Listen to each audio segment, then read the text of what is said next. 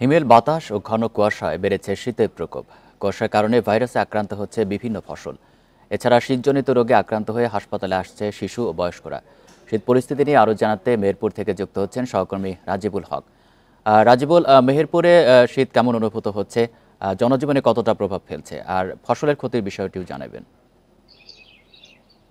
গত ১৫ দিন ধরে কিন্তু মেহেরপুরে শীতের তীব্রতা কিন্তু অনেকটাই বেশি এবং এই তীব্রতার কারণে কিন্তু মানুষের দুর্ভোগ অনেকটা বেশি বেড়ে গেছে। অর্থাৎ ৫ই ডিসেম্বর থেকে ২০শে ডিসেম্বর পর্যন্ত তাপমাত্রা ছিল ১২ ডিগ্রির নিচে। অর্থাৎ গত কিছুদিন আগেও টানা ৩ দিন শৈত্যপ্রবাহ ছিল। কিন্তু এখন শৈত্যপ্রবাহ নেই। আজকে চুয়াডাঙ্গা আবহাওয়া অফিস এই অঞ্চলের সর্বনিম্ন তাপমাত্রা রেকর্ড করেছে ১৬ ডিগ্রি সেলসিয়াস। অর্থাৎ যা গতকালকে থেকে ৩.০৭ ডিগ্রি ই বেশি।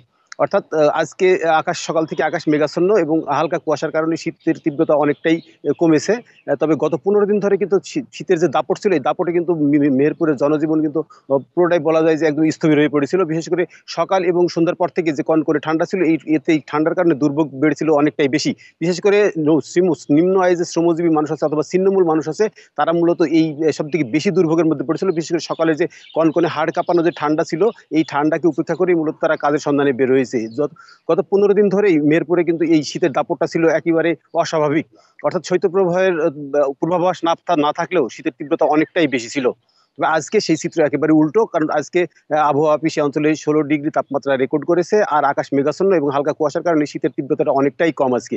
আর এই টানা যে ঠান্ডা বা শীতের কারণে বিশেষ করে ফসলের যে রবি শস্য আছে, বিশেষ করে আলু, সরিষা, মসুর যেগুলো আছে, এইগুলো শীতে যে কোল্ড ইনজুরি বলা হয়, সেই ইনজুরির প্রভাব এখনো পড়েনি। তবে আলুর ক্ষেত্রে বিশেষ করে যে টানা কুয়াশা ছিল, এই কুয়াশার কারণে আলুর বিশেষ করে লেট ব্লাইট রোগে আক্রান্ত হওয়ার সম্ভাবনা ছিল। তবে কৃষি বিভাগের পক্ষ থেকে বলা হচ্ছে যে ফসলের মাঠে যেহেতু এখন শীতের সময় কুয়াশা পড়বে, সেই ক্ষেত্রে কৃষকদেরকে যে পরামর্শ দেওয়া হচ্ছে যে বাজারে বিভিন্ন ধরনের যে ছত্রাকনাশক পাওয়া যায়, এগুলো যদি যথাসময়ে প্রয়োগ করা যায়, তাহলে হয়তো যে কুয়াশার যে ক্ষতি বা ফসলের যে ক্ষতি, সেটি হয়তো কৃষকরা কাটিয়ে উঠতে পারবে।